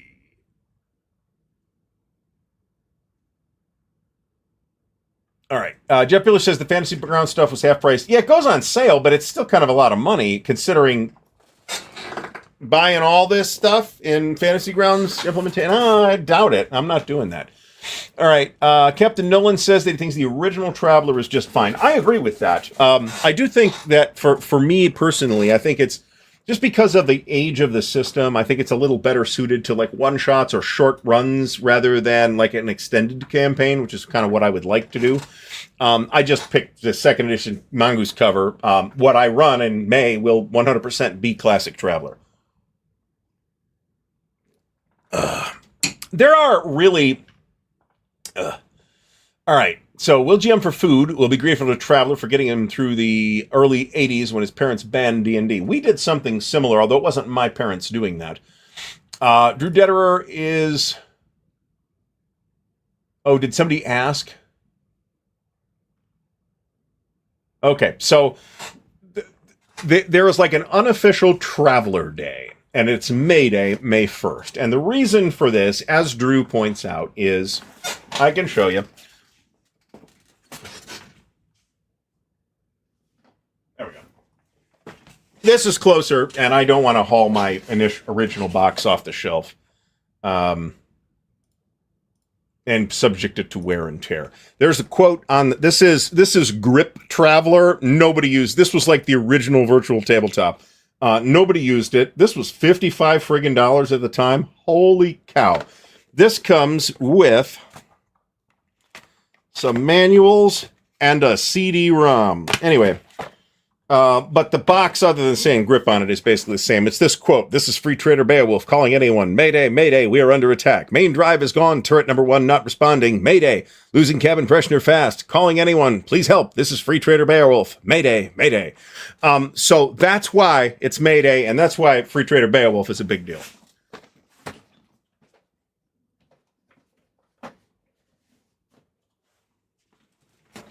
There's a very clever, I thought, ad that Steve Jackson Games did. I'm guessing this was a Lauren Wiseman idea. When GURPS Traveler came out, which was, they put this ad out that was the response to that distress call. You know, come in, Mayday, come in. We're on the help is on the way. And that was at a time when Traveler looked like it was just going to die. And whatever life it had was going to be, GURPS Traveler. And boy, I'm glad that didn't prove to be an accurate assessment. I like second edition. There's nothing wrong with Mongoose Traveler first edition, to be honest about it, other than there's some books with some errata in them and that kind of thing. There's really nothing wrong with Mongoose first edition at all. Second edition is mostly just prettier. That's mostly true. All right. Well, not everybody is fortunate enough to have played Traveler. I mean, there you go. I mean, and I agree with this. Traveler, and so kind of, yeah, well, sort of, but not really. They both came out in 1977, and Traveler was being worked on prior to anybody ever hearing about Star Wars, right? Star Wars was getting worked on too. However, it would be, I think, a little silly to try and make the case that the sudden popularity of Star Wars in 1977 did not provide some level of boost to sales of Traveler products when it became available the same year. So they really did come out at the same time and really were completely independent. And honestly, while one can use Traveler to run Star Wars, I personally wouldn't. So they are parallel products. George, that's just the repository for unclipped counters. That's all that is. I do have the expansion for Hegemony, yes. I got in on the late pledge on Hegemony. So I didn't back the Kickstarter or whatever it was. See, this does not sound that bad, to be fair.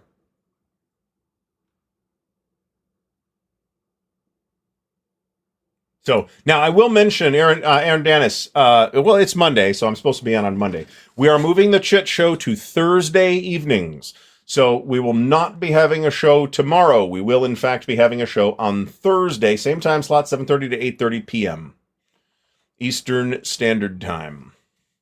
This is exactly right. I bought the shirt that says, Seth Skorkowski has worn this shirt in videos before, that says, "You haven't lived until you've died during character creation." I've got that shirt too. It unfortunately, all the writing fell off in the wash. It did not launder well. That's kind of what happens when you get a print-on-demand t-shirt, though.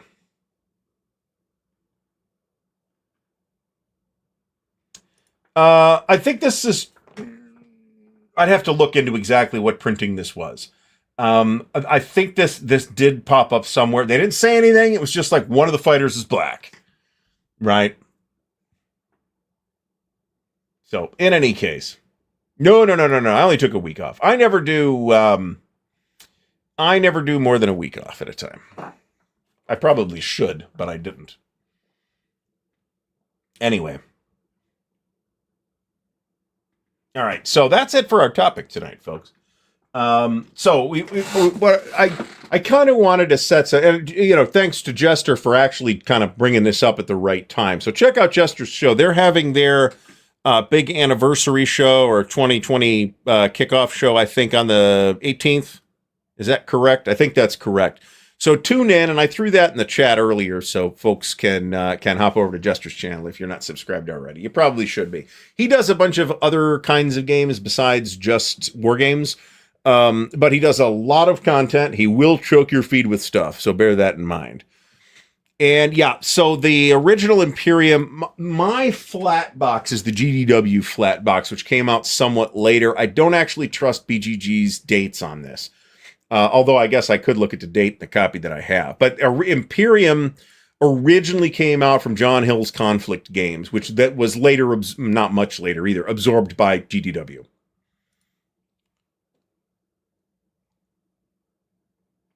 Traveler, this is true of a lot of role-playing games, though, if you think about it. You could certainly say this about D&D. You'd say this about Call of Cthulhu.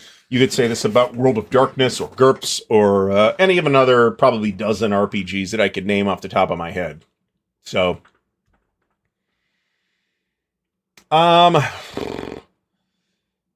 tell you what, I think there's some really interesting things about that old fossil Star Trek RPG that I would like to see come back. I don't recall hearing anything about that, and now the Star Trek license is held by Modiphius, and they do Star Trek Adventures, which I actually do think I haven't played, but it looks good. So there's that. I do have Powers and Perils. I ran Powers and Perils back in the day. It is probably not worth the trouble to run it nowadays. There's Powers and Perils, Lords of Creation, Twilight 2000. And Space 1889 and Dark Conspiracy. So, Paranoia is it's a brilliant satirical RPG. I don't really think very many people ran campaigns of it. It's the kind of thing you play at a convention or play as a one-shot, right? Somewhere on the internet, you can absolutely get one of these. I can tell you that. I'll tell you what. Okay, so I think the current Star Wars RPGs are from Fantasy Flight Games, and I have heard people say good things about them. However, adjacent to this, I kind of object to the way that they're published. So the way they do Dark Conspiracy was a Lester Smith game, yeah. So Lester's still got the rights to that, as far as I'm aware, but that's popped up a couple times since then too. So I've heard people say good things about that game. However, I object to the way that it's published in the sense that, depending on what kind of game you run, you might have to buy all 3 different standalone games. They kind of split the whole property up into 3 separate games, and to get everything, you'd really need them all. This is very similar to what Last Unicorn Games did with their Star Trek RPG, and I objected to that at the time as well. So I do not have any of this stuff. I will not buy any of this stuff, more because I just don't have the time to deal with Star Wars RPG than anything else, but I have no intention of picking those games up. I do, however, still own the West End Games Star Wars RPG, which is a Greg Kostikian design, and it is a terrific game. So I have actually also played the D20 Star Wars that Wizards of the Coast did, and it was okay. I guess it was fine. I had fun with it because of the character I was playing. But it like literally is not a good choice for Star Wars, in my opinion. It's just not. But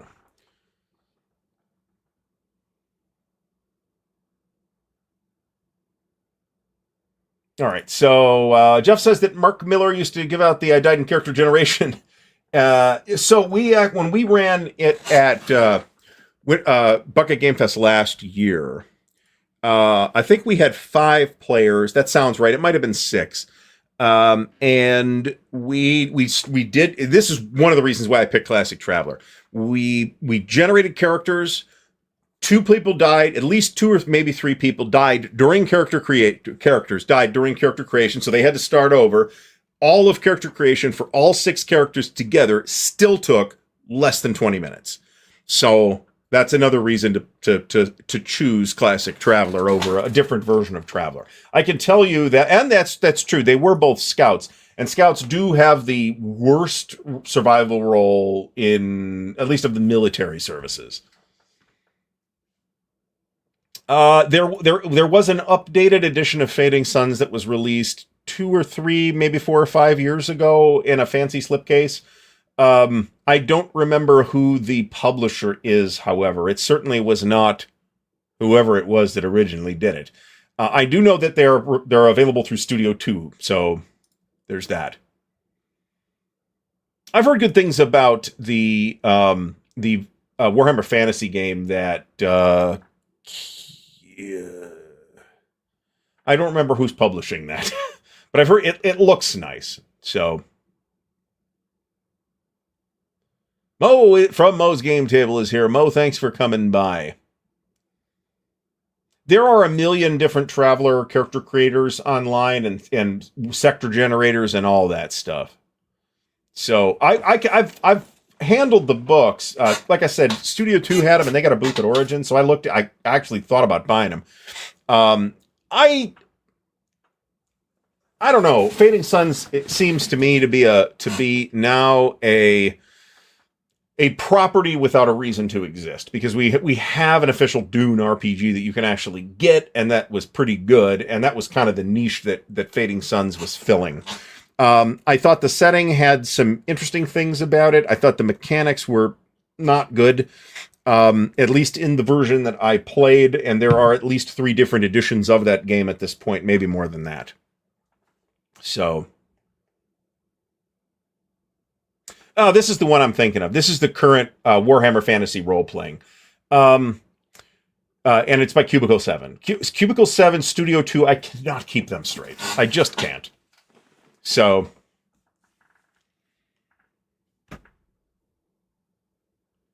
Math Fun Games, thanks so much again for the support. Doing the 3 for 3, 1 for 5, and 2025 challenge. Okay. FS Space Empire. Oh, I remember this. I'd have to look and see what was this called. I do remember this. Now, I do have some of the Fading Suns product because they at one point they were doing deck plans, packs of deck plans, and they said on the thing, also can be used with Traveler, right on the packaging. So of course I picked them up, and they're pretty cool. They're pretty cool ship designs too. Certainly, like it's like having a monster manual, right? In D&D, you can't really have too many deck plans or too many monsters. So now I didn't buy into the miniatures because I have miniatures give me cooties. So there's that.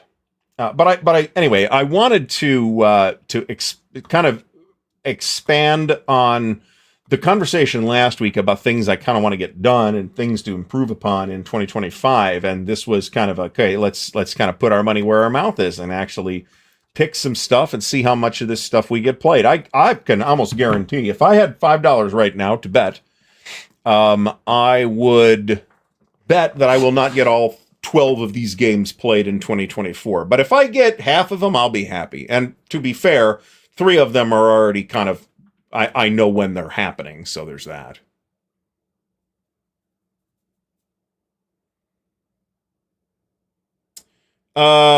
This was much later.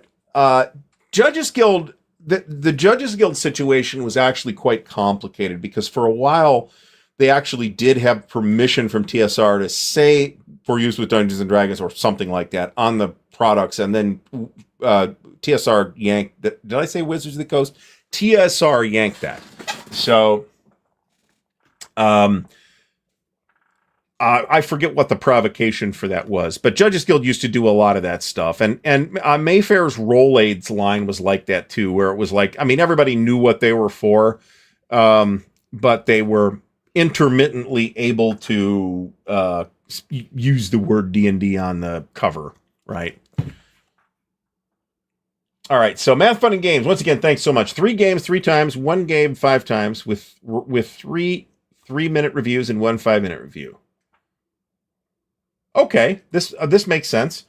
So the way I'm hearing this is you're going to pick basically 4 games and play 3 of those games at least 3 times, and 1 of those games at least 5 times, and then write reviews. And this sounds like I think I am in general I'm in favor of this kind of low key goal setting, right?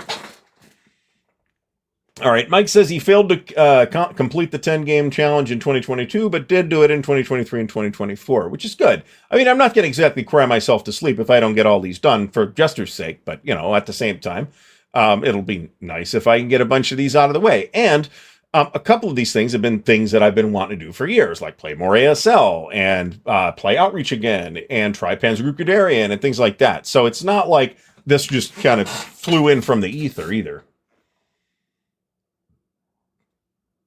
All right, so Star Adventurer, old school science fiction rules were designed to create a Star Wars RPG experience with old school rules. I gotta tell you, I am not in favor of this approach. I don't want to like spend the next 18 minutes yakking about it, but I am not in favor of the approach that says, let's just take whatever it is that we want to do and make White Box D&D or Mensner D&D or whatever old version of D&D we'll just shoehorn that into it. I'm not a fan of that approach. So, the Judges Guild were, yes, very good. Very good. So, Mo, wow, okay. So, Mo's got a massive series of stuff coming for Aaron Armor. And then Last Gamble as well. So stay tuned for that. You know what? If I'm playing, if there's something set up on my table and I'm playing it, I will be satisfied, right? And I will be more satisfied than if I completed this whole list but never played anything here at the house. So, I mean, holding myself accountable sounds like I'm taking it a little more seriously than I actually am. But at the same time, you know, it is good to kind of set a goal. And then if you make the goal, great. And if you don't, well, I don't have to cry in my beer, right? So, yeah, I'm looking forward to seeing what else Bruce Maxwell, the designer of Aaron Armor, intends to do with this series. So, worth a look. Well, I mean, honestly, I could talk for 2 hours on this topic, right? So, whew, wow, wow, that's a lot. So, when we say, all right, so I need to verify before I say it out loud. I need to verify that I'm not full of shit. I own every edition of RuneQuest from first edition all the way through to Adventures in Glorantha. All right. And yes, including the first edition. I have a soft cover RuneQuest first edition book that I got on eBay for something like $1.75. I don't know how that happened, but it did, and I was pleased. So I don't remember what the actual number was, but it was something in that neighborhood where it was just like, it was less than $3. It was like, what the fuck? Anyway, hold on. I could show it to you.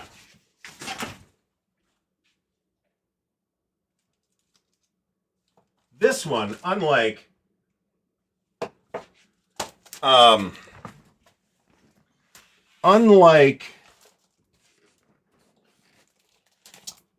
this is, let me pull the chat off. All right, so this is the print-on-demand reprint of RuneQuest First Edition, which I ordered because I needed a copy of RuneQuest First Edition for research purposes. Okay, it's a roughly 128-page book, something like that, a little less than that. And then, like a month later, this came up on eBay, the actual first edition book, and it's not mint, but it's not bad. There's a kind of a cornered wipeout down here and some general edge wear and stuff, but otherwise, this is in pretty good condition. This is RuneQuest First Edition, and like I said, I got it for basically nothing on eBay. So I have all the different editions of RuneQuest.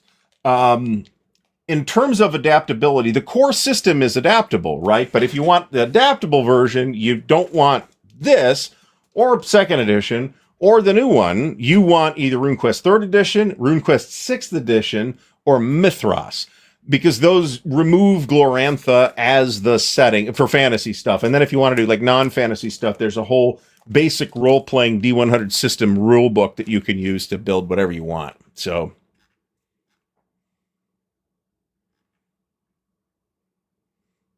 this is so much video that I would assume that you have spent hundreds of hours putting it all together and editing it and all that stuff. So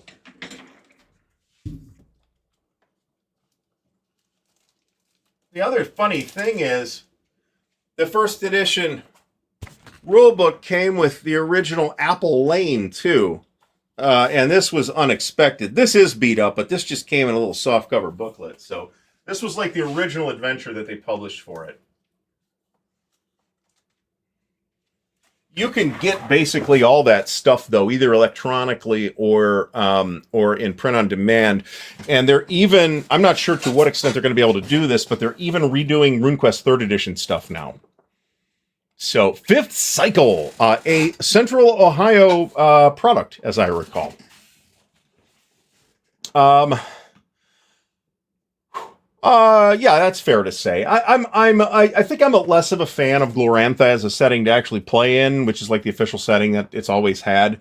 But I really like the system as like a general fantasy toolkit type of system.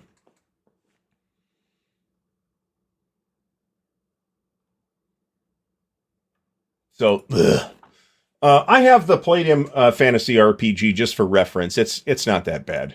So,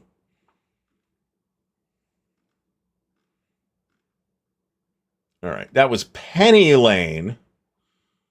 Stormbringer was pretty interesting actually, and eventually it got turned into like another game called Elric, also by Chaosium, and at that point it kind of turned into like a general swords and sorcery fantasy RPG, which is actually pretty cool, which that basic system, again, same basic system, actually fits pretty well with. So it's funny you should mention that. There's a folder on my hard drive called Harn/RuneQuest or something like that, which is the start of an adaptation to RuneQuest with Harn. It's not as to. I think to do it right, you actually have to do quite a bit of legwork because you've got to build all the cults.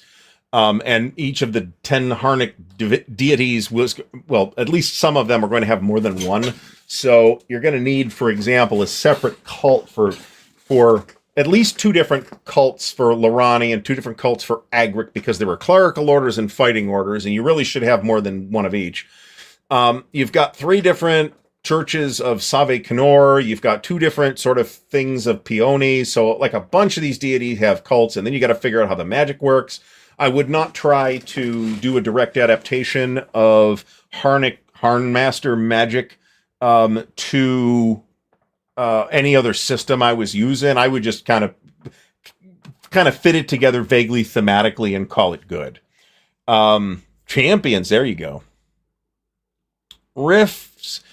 Well, Rifts is a bad system, right? It has a lot of wonderful ideas in it, a lot of wonderful art in it. Mechanically, it's not great. So I think if I was going to do Rifts now, I would actually do the Savage Worlds Rifts.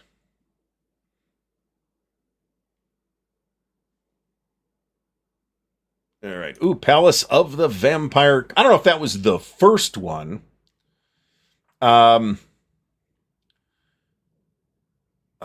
I'd have to look into that.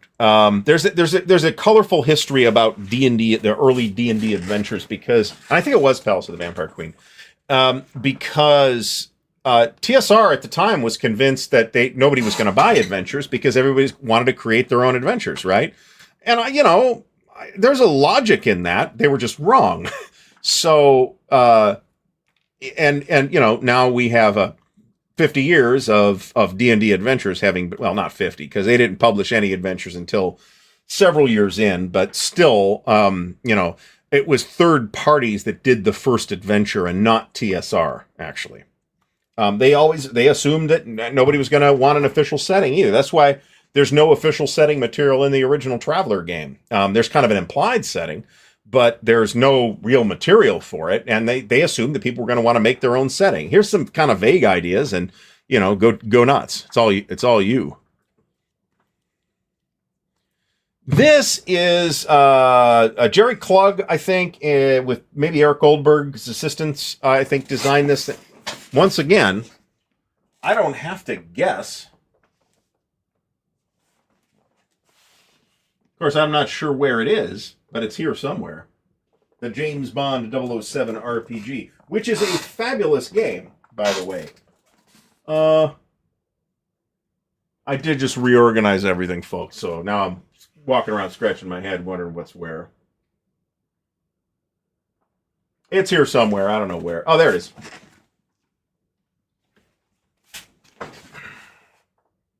Interestingly, it doesn't say the designer's name on the box or on the back of the box. And this box has seen better days. But I played this back in the day, and this is a dynamite RPG, actually. Very innovative. It's one of the first games that everything runs off of the... Nope, I'm wrong about Eric Goldberg. Jerry Klug, systems development by Greg Gordon and Neil Randall. Graphic design by Ted Koller, who I believe may have just passed away. I want to say that the game I'm actually thinking of is Dragon Quest, because where it was Eric Goldberg was the designer, but then Jerry Klug helped him out. So, Matt Funny Games, once again, thanks so much for the support. It is much appreciated. He'll record every challenge game in Vassal and make it available to be downloaded and replayed. I think that's a good idea, too. But yeah, great cover as well, I think. They did a really interesting art decision in this game so at the time, right, it's pretty much Roger Moore, right? So you had 3 James Bonds, 3 actors playing James Bond, unless you count Woody Allen. Sean Connery, George Lazenby for one movie, and underrated film, by the way, and Roger Moore. So they kind of did this thing where they kind of made the characters' features a little non-specific, kind of with elements of features of all 3 of the actors. And you know what? I actually think that was a very good creative decision. Among many other good creative decisions that were made along the way with this game, which is, again, very innovative, a really solid game.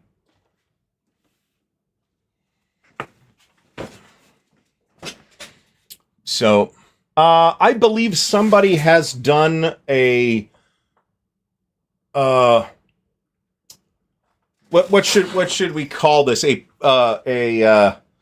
lift and shift on the James Bond 007 mechanics to take it out of the official licensed stuff, which of course cannot be republished nowadays. There was a similar thing done with the Marvel Superheroes game from TSR, and a similar thing done with the DC Heroes game from Mayfair Games, which just got its own Kickstarter to bring back all the old first and second edition Mayfair Games DC Heroes stuff. I was tempted by that, but it would have ended up being super duper expensive. I have let me get through this stuff. So Neil Badke says Dragon Quest is a great system. I really think Dragon Quest has a lot going for it too, actually. So the first two editions were SPI, and they are different. The combat system's different, and the third edition is the TSR one. That's the one that took out all the evil stuff. Danny Seckery asks if I have any of the Traveler miniatures. I do have a few Traveler miniatures, but they are the Starship miniatures. I don't think they were from Grenadier. And they're in a box somewhere with all the other miniatures. So, there were plenty of more generic Secret Agent games, starting with Top Secret. So, I never really got into Top Secret. Some people really did like it, though. So, Meandering Mike mentions Hero Systems, Espionage, and Danger International, which I would, at the time, would have played preferentially to Top Secret. When did Top Secret come out? Wasn't James Bond 83? Am I wrong about that? Might have been later than that. That's possible. But this is credible. But the James Bond game is just better. So there's that. In my opinion, anyway. Again, people liked Top Secret, have fond memories of Top Secret, and I am not telling them that they are wrong. I am merely telling them that they only played Top Secret because it was much easier to get than, say, James Bond 007 or Espionage / Danger International or whatever. Because you could go to JCPenney and get it, among other things. This sounds right. Whoops. Bond was 83. Top Secret was 81. Yeah, it could have been. It could easily have been 81. I don't like it. I have never owned nor played Top Secret though, so I cannot tell you. The only so we have certainly played other games with espionage elements, but I want to say the only dedicated spy game that I ever played was James Bond 007. I do have a tendency to kind of find my little place and stay in that place, right? That's the point of saying, let's put a game on the list that's not World War II, not World War I, not Civil War, Napoleonic, or Ancients. So,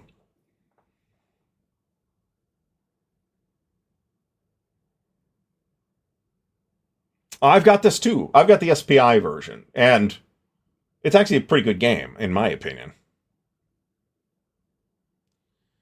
So, the first Traveler, I'd have to look at the timeline on this. I am not positive that the first Traveler Adventures were not in fact published by Judges Guild. It is possible, and indeed a bit plausible, that may have been the case. However, the first adventure that GDW published was the Kinnaneer, and then Shadows and Anagnova was a double adventure one, I believe. That would have come a little bit later, but they're all those Little Black Books happen. All of them happen between like 78 and like 82. Right around that time is when they abandoned the Little Black Book format. So, there we go. It's classified on drive-thru. This is the clone. Yeah, this is from Second Dynasty. This is 3. Yeah, I did not get in on this one because the printer's not working. I did get in on their last Kickstarter, which was the small ships, the Traveler Smallcraft. And hey, that's going to be another thing I do once the printer gets working again. So, I thought about this actually because, so the Thin Red Line games are all a bit of a project. If I was going to put a Cold War, like a Cold War Goes Hot type of game on that list, I probably would have picked something more like Berlin 85, which is a pretty solid game to my recollection. It's been a long time, although I do have it again. rather than some giant monster project like Thin Red Line has. That said, I have all the Thin Red Line, the 1985 series, and I would like to play them. It's just a matter of exactly when that's going to happen. The Fate of All is likely to hit a table before any of those do. So, who's on first? So, nope, I didn't have it. Now, that's not to say I won't play a Cold War game. It just wasn't on the list. There will definitely be things I play this year that aren't on this list. I mean, I had no intention of going in and playing Plains Indian Wars at SD Hist, and that happened. So, there will be games that don't make the list. Excellent. Mo has a Thin Red Line on this Saturday afternoon, so check that out. Yes, it is Adventure 1. Although, and I've been back and forth on this topic too. So back in the 70s, right, there was maybe not as close an agreement on exactly what role-playing games were as we might think there was today. This is a topic that we in no sense have time to go into in the next 15 seconds because we're out of time. So here's what's going on. So, you'll recall that the Tuesday Chit Show is going to move to Thursday, and that means that the weekly unboxing video, when there is an unboxing video, will move to Tuesday. That means that there will be an unboxing video of Columbia Games Alliance tomorrow, so check that out. It looks pretty good. It looks like a fun, easy-to-play, multiplayer Napoleonic game. And I think I'm bringing it to Winterfest in the hopes of busting it out. And it's like 6 pages of rules. It's going to be super-duper interesting. So there's that. And then we may or may not have any more video this week. So we'll have the 2 live shows, plus at least 1 unboxing, plus I've got some other stuff that's in the cooker. It could be... no, if I do Traveler videos, I'm still doing it on Tuesday. So, because Traveler Thursday doesn't have quite the same ring to it. So...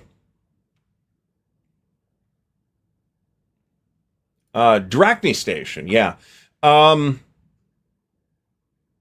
So, yeah, all right. So anyway, I would like to thank everybody for coming out. If you haven't liked the video already, by all means, please do like the video, subscribe to the channel. Big shout out to both Noble Knight Games, the official sponsor of the Counterclipping Show, as well as the patrons of Ardwulf's Lair, without whose support, encouragement, and assistance, we would not be able to keep doing this. So thank you, patrons. Thank you, Noble Knight, and thank you, everybody who came out tonight. We had an excellent night. I hope everybody had a good time. We will be back next Monday. This show's not moving if I have anything to say about it at all. We will be back next Monday, same time, same channel.